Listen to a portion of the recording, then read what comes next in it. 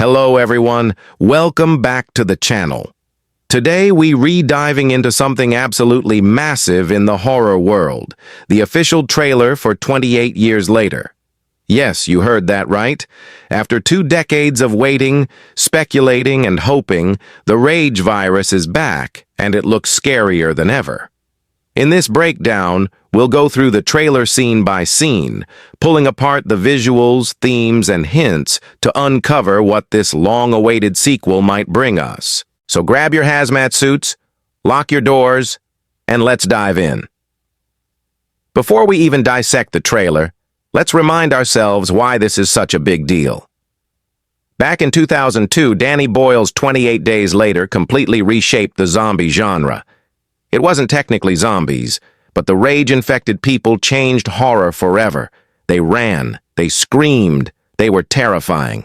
Then came 28 Weeks Later in 2007, expanding the scale and showing how devastating the outbreak could be on a global level. Fans have been waiting ever since for the promised follow-up, rumored to be called 28 Months Later. But instead, we jumped forward in time to 28 years later. The hype is real. The trailer starts with silence. We see a desolate cityscape, overgrown, abandoned, a ghost of civilization. The quiet is suffocating. A voiceover begins, something along the lines of, "It's been 28 years since the outbreak." Immediately chills. The filmmakers waste no time reminding us of the sheer scale of time that has passed.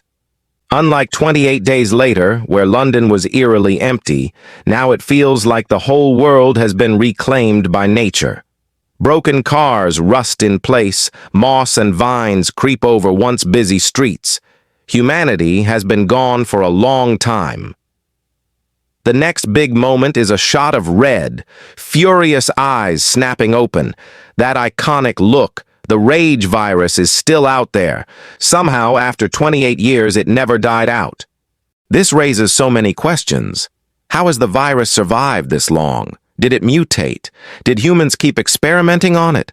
Or has it been smoldering in isolated pockets, waiting to burst out again? The trailer doesn't give answers, but it teases just enough to remind us that the rage virus isn't done with humanity. We see glimpses of survivors. Ragged clothes, makeshift weapons, terrified expressions. Unlike the soldiers in 28 Weeks Later or the civilians in 28 Days Later, these people look like they've never known a normal world. They were born into the apocalypse.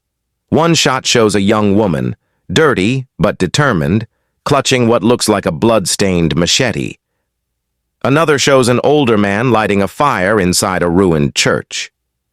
These quick cuts suggest that 28 years later isn't it just about the virus, it's about the generations who grew up in its shadow. At about the 1-minute mark in the trailer, the music shifts. We hear helicopters. The military is back. But are they saviors or villains this time? The soldiers we see look hardened, almost feral themselves. One shot shows a soldier pointing a gun, not at an infected, but at another human survivor.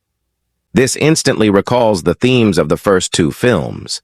Humanity often becomes just as dangerous as the infection itself. You can't have a 28 Years Later film without showing us the infected in action. And oh boy, the trailer delivers. We see them charging through ruined streets, their movements fast, violent, almost animalistic. One chilling shot shows an infected slamming itself repeatedly against a metal door until the hinges begin to break. The cinematography makes these moments feel chaotic and desperate, exactly what made the original so terrifying. One fascinating detail is that this movie doesn't seem to be set only in London. We get glimpses of other countries, a frozen wasteland, a desert settlement, even a jungle-like area. This suggests that the story might finally go global. While 28 Weeks Later hinted at international spread, this film might actually show the rage virus across continents. If that's true, we are not just dealing with survival in one city, we are dealing with humanity on the brink everywhere. Here's where the speculation goes wild. There's a shadowy shot of a figure in a hood, face hidden, standing in front of a burning building. Fans are already theorizing that this could be the return of a character from the earlier films. Could Selena, played by Naomi Harris, make a comeback? Could there be a reference to Cillian Murphy's gym? The trailer doesn't confirm, but it drops just enough mystery to fuel fan theories. From the editing style, the quick cuts, and the music building into chaos, it feels like Danny Boyle's fingerprints are all over this trailer. The way the camera lingers on silence, then erupts into noise and panic. Classic Boyle. If Alex Garland has returned for writing duties, we can expect sharp commentary on society too. The first two films weren't just about infection. They were about what happens when systems collapse and human nature is laid bare. Several images in the trailer seem designed to spark discussion. A crow pecking at a corpse, a callback to the original infection spread. A child drawing on a cracked wall, maybe never having seen the world before the virus. Blood dripping onto snow, a stark visual showing that no environment is safe. These moments tell us that the film will continue to use horror as a metaphor for violence, for survival, for the fragility of society. The trailer music deserves its own mention. It starts quiet, almost hopeful, then layers in heavy industrial tones. By the end, it's chaos. Drums pounding, screams echoing, all leading into that iconic "in the house, in a heartbeat" motif from the first film. That callback alone gave me chills. The final moments of the trailer are pure nightmare fuel. We see survivors running through a tunnel, chased by dozens of infected. A soldier yells, "Close the gates!" as people scream. The screen cuts to black. Then we hear one last line. It never ends. What this all means. This trailer makes one thing clear. This isn't just another sequel. It's an evolution. We're looking at a world where the virus is no longer a new threat. It's the only reality people know.